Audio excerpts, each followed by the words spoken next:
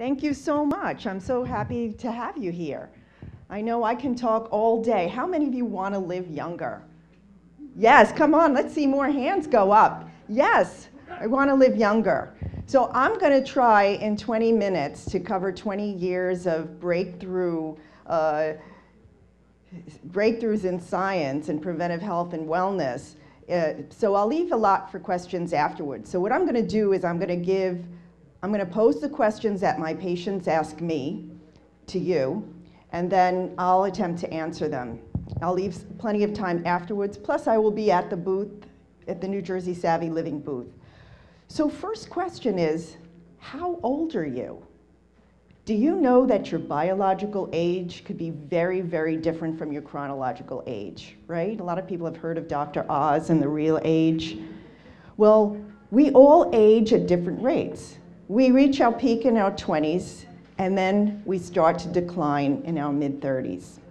And everyone in this room is going to age at different rates, and your body parts are going to age at different rates.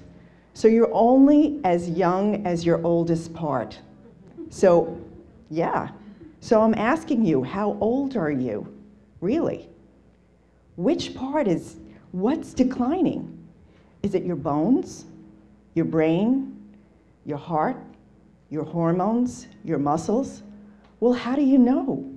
What's really aging you? So one of the things that I get asked a lot of is, what is the aging process? How do we age? So if we knew how we aged, then we could try to reverse the process, no? Right? If you understand the process, you can interrupt the process at any point. We age just like anything in nature. We burn, we brown, and we rust, just like anything in nature.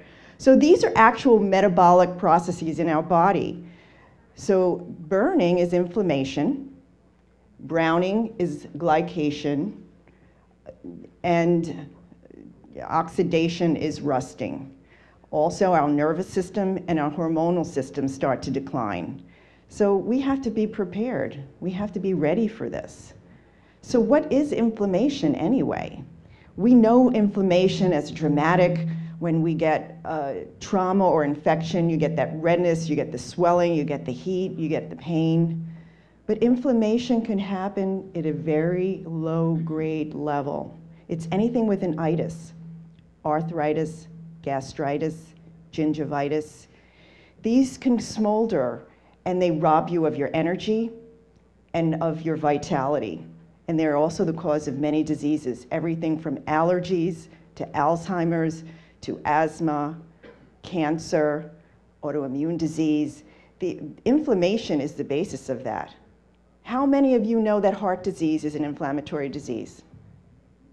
None of you, right?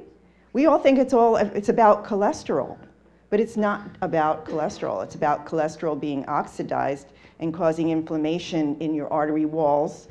And those arteries walls then form plaque and form clots, and the clots break off and go either to your brain or to your heart or to your kidneys, and they cause an infarct, a stroke, a heart attack, or other problems.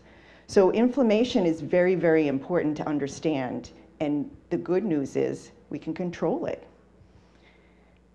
Then there's glycation.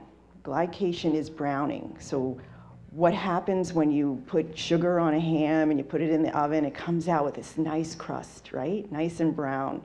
Well, that's great for if you're a ham, and it's great if you're gonna eat it, but our bodies are 98.6. So what happens with excess sugar in our bodies? Well, it will bind to the proteins in our bodies. So where it binds has a lot to do with your genetics. But if it binds the proteins in your brain, that can interrupt brain function and interfere with your thinking or with cell communication. We know glycation happens in the lenses of our eyes. That's what cataracts are. It's the sugar binding and glycating the protein in the lens of our eyes. So it's important to control. Would you think it's important to control the process of glycation? Okay, you're going to be scientists after all of this. Then there's oxidation. Oxidation occurs everywhere in nature. It's rust. You put your car out, you put something, and it gets exposed to the elements, and it rusts, anything that's metal. Well, oxidation occurs because it occurs when we breathe, when we eat, when we exercise. It's the byproduct of everything that our metabolism does. So we're creating what they call free radicals. And what do radicals do? They destroy everything in their sight. So they kill off your cells. These free radicals kill off our cells. So it's extremely important to control the process of oxidation. So oxidation, glycation, then there's hormones decline. Women know it much more readily than men. There are some very clear signals that you're going through perimenopause or menopause. But men have their neurohormonal declines as well. They go through what they call andropause, and the men explain it to me, I just don't feel myself. I'm starting to get a little bit of a belly. They start to grow breasts. They just don't have that oomph, or they call it their edge. So men suffer from this just as much as women do.